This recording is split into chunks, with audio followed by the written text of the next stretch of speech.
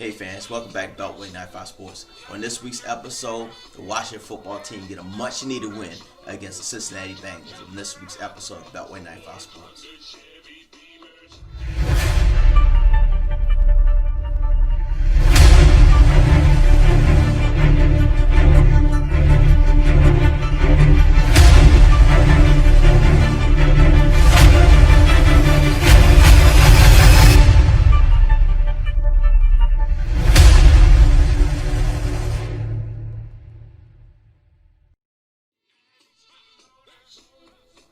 Well, like I said, it's few wins that the Washington football team ever gets, but this past week against the Bengals was a good win, and you could pretty much say it was a statement win for the NFC.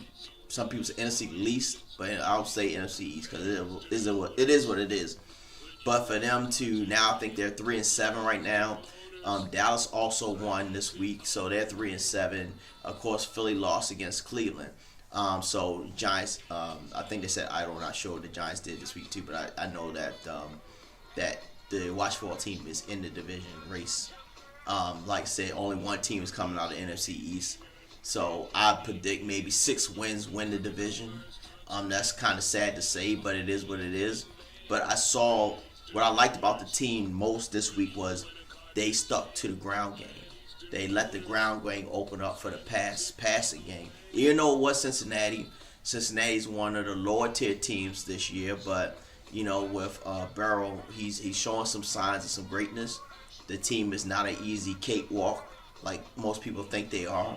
So it was a decent opponent for the team to compete against this week. And like I say, having Alex Smith back in the fold is tremendous.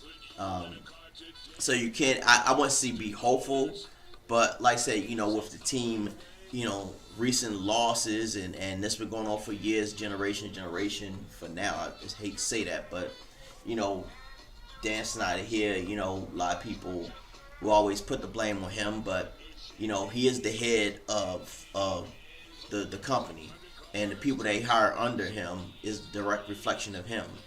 So it's the front office issues, for years. Even when Jack Kent Cook was the principal owner of the team, it just seemed like with this team, things don't go well. It seemed like they go smooth, and then with RG3, and then I'm making the playoffs in 2012, and then after that, it was pretty much it. But there are some glimmers, some glamour, flashes of glory in this team. Even if they don't make the playoffs this year, they'll be seated pretty well for a nice draft pick. I'm saying that for so many years, but it is what it is. And hopefully they can slowly build, because it seems like they're always in a building process for some reason, and they're still gonna need a quarterback. If Haskins not the answer, who is? So we always talk about the team, and try to find the brighter spots with the team, but they're far and few between with this team, and the fan base is kind of tired at one end, but this is what we expect after all these years. This win this Sunday was a surprise to me. It was. I really didn't give them much hope. Like I said, the Bengals aren't that bad of a team, but it seems that they found a way to win. Maybe this is a winning formula to actually capture the East, because now they're in the thick of things, and with 3 wins they're in the thick of things, but 3 wins, it is what it is. And I said, we talked about one episode of State of the DMV where, every news conference that the team would have, they always drag out the 3 rusty trophies. When the trophies are so old, they got rust on them, and it hates for this team to keep relying on old accomplishments. Every time they drag out something, it's always the trophies, and the trophies. Last one was 1991, and it's tired of stop living in the past, start building something towards the future. And I always say that because we'll talk about how the Orioles, they especially when it's mass, and the Orioles haven't won in God knows how long, whatever, and not counting the 2014 and the 2012 and that, but they keep relying on what they did in the past to try to make the fans hold on for next year. Maybe it'll be the year after that, and that's how the Washington football teams are operating. Okay, maybe we hold on one more year, we might do something. Maybe the next year, maybe we actually might make the playoffs this time. And who cares if you just make the playoffs? I mean, you want to be excited about something. And here in the DMV, we've been spoiled for a couple of years now with the Washington Capitals finally winning the Stanley Cup. And then the Nationals winning the MLB championship last year. Unfortunately, with COVID, the fans didn't get to really appreciate that championship, get to really enjoy actually being the champions of baseball, and actually had a proper ceremony, a proper enjoyment of the team. And that's the sad part about it. And don't forget about the Washington Mystics. They won as well, and give them their props. They're doing their thing as well.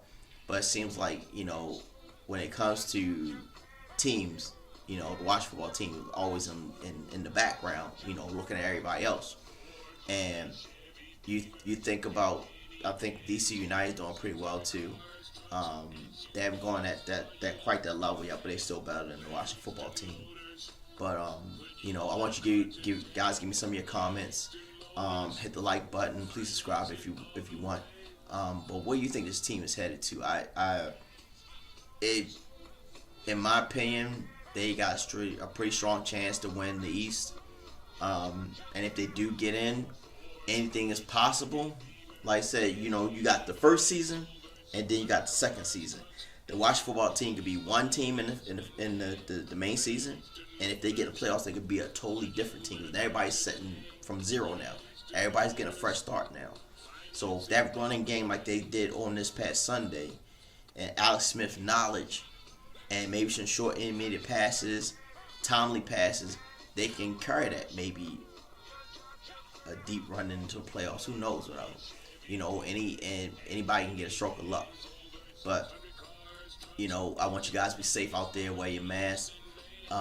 Enjoy this week's holidays. Enjoy Thanksgiving, Turkey Day, and hopefully that we come out with a win, and go Washington football team. So you guys be safe out there. Thank you.